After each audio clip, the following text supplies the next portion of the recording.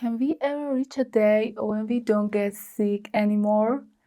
Is it even possible for such a day to exist? I don't know. But one thing I do know is that right now, a good chunk of our lives is spent wrestling with different illnesses. Someday we catch a cold, and these days we've got the added challenge of dealing with the newcomer COVID-19. Some days we might have accidents or get injured in the game. If we're a lady, we're dealing with PMS and it's pain for a few days each month. If we become pregnant, well, for 9 months, our whole body and mind are involved in this special condition.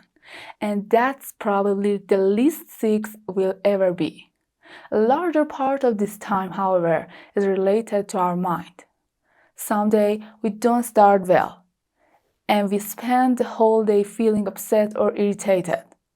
Sometimes, when we have a heated discussion with a friend or life partner, it's kind of mess with our mood. We end up feeling a bit down, either because in our childhood our upbringing was lacking, we developed schemas and personality gaps. If we overlook them, they are likely stay with us for life. Some days, when we imagine things are really tough, we take a break and stay home. But there are so many of these days that we end up going to work on many of them with the same bad mood. Actually, there has been a survey showing that over 90% of workers in the United States go to work even when they are sick. Nevertheless, in the end, no one, neither the worker nor the company, wins when an employee comes to work sick. In this situation, workers perform poorly, can spread illness to others, and their own health worsen. This is the point where we need to think about treatment. But well, have you read Scarcity by Aldar Shafir? If you haven't read this book, I highly recommend you to do so. The book suggested that under specific conditions, people's mental capacity decreases, prevent them from doing tasks that may be useful or even essential for them in those situations. For example, many times when the poor get sick and see doctor, they may not take their medication regularly and on time due to their limited mental bandwidth. This makes their treatment take longer. Now, since those with less money get sick more, as they can't afford healthy food or may have longer cultural awareness than others, they often avoid going to a doctor due to the high cost of medical care. Although many countries now have health insurance to help with medical costs, these individuals still visit the doctor less because they are afraid of expenses. Yep. In the United States, folks below the poverty line are over twice as likely to face the risk of death compared to those above it. Another interesting reason why many people don't see a doctor when they have symptoms of illness is the fear and shame they feel. Many people are afraid that if they are asked about their health, their answer will be judged. To be honest, this has happened to me once. Once I went to a young dentist for a checkup. As soon as they saw my teeth, they told me in a very harsh tone that I don't brush my teeth at all. When I mentioned that I brush them twice a day, she said, "Well, you obviously don't know how to brush. Go tell them to teach you how to brush your teeth." That comment and tone from her made me reluctant to visit any dentist and show my teeth for a while. Now, aside from this feeling, many people avoid going to the doctor because they magnify their illnesses. For instance, if their left hand hurts, they might be afraid to go to an orthopedic doctor thinking that it could be a sign of a severe heart condition and they might need surgery. However, it could simplify something minor and they are just exaggerating it. A significant reason why people avoid seeking help for their mental health issue is the fear of being labeled. They fear being told that they are crazy. Many fear the side effect of drugs like antidepressant. But mental pain often hurt more than physical pains. Pains like emotional stress, such as rejection, loneliness, guilt, and deep failure, stick with you longer and can even cause the physical pain. That's why it's a real bummer. This is not only messes with your mind, but also inflict harm on your body. Now, seeing a doctor and getting treatment is great, but it's important to respect people's fears too. The good thing is that we can find a good solution to avoid going to the doctor or going less often. Well, things are getting a bit too dramatic. The superhero move is to see a specialist. But hey, if you're still in the mild or early stage of feeling under the weather, there's a cool way to handle it. The way is nothing but self-care.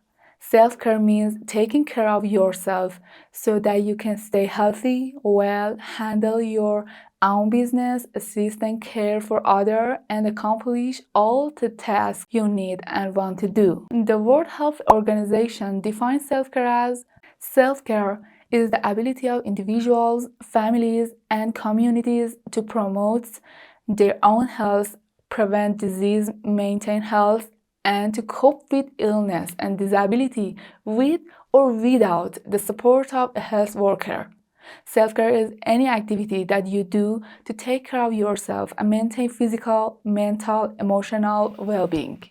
It simplifies, leads to a healthier body, mind, and spirit. Self-care becomes even more crucial in mental health conditions such as depression and stress. Nowadays, work stress is everywhere in our lives. Most of our day is spent dealing with work calls and email related to our job. People feel lonely and struggle to find calm, slowing down their pace. This makes them more anxious and overwhelmed, even in simple tasks. In this situation, if we don't pay attention to ourselves, it's unlikely that the doctor has a cure for us. These days, many folks are focusing more on self-care. According to Google Trends results, the number of searching for the term of self-care has nearly tripled from 2015 to now. This indicates that many people worldwide are seeking to improve their lifestyle for a healthier and disease-free life experience. Indeed, it's interesting. Isn't it fascinating that exercising not only keeps us fit and beautiful, but also prevents issues like high blood pressure and diabetes? It acts as a shield against future health problems that might otherwise restrict our enjoyment of life, especially when it comes to indulging in our favorite food. Or it's fascinating and engaging how working on managing anger and cultivating positive energy not only allows us to feel light and uplifted ourselves, but also spread positivity to others, bringing a smile to their face just by witnessing our energy and smiles.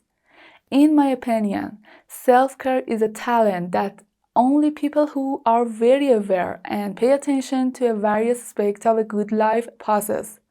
It's like having a skill for living well.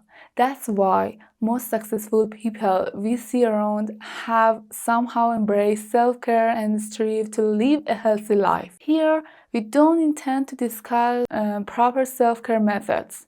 Many videos are available on this topic. For instance, this video, a self-care action plan, provides some really good tips in this regard. I'm sharing the link with you and I highly recommend check it out. We're basically talking about figuring out which one is better, self-care or medical treatment, and how to decide when to use it. Self-care is good, it's really good, but to a certain extent.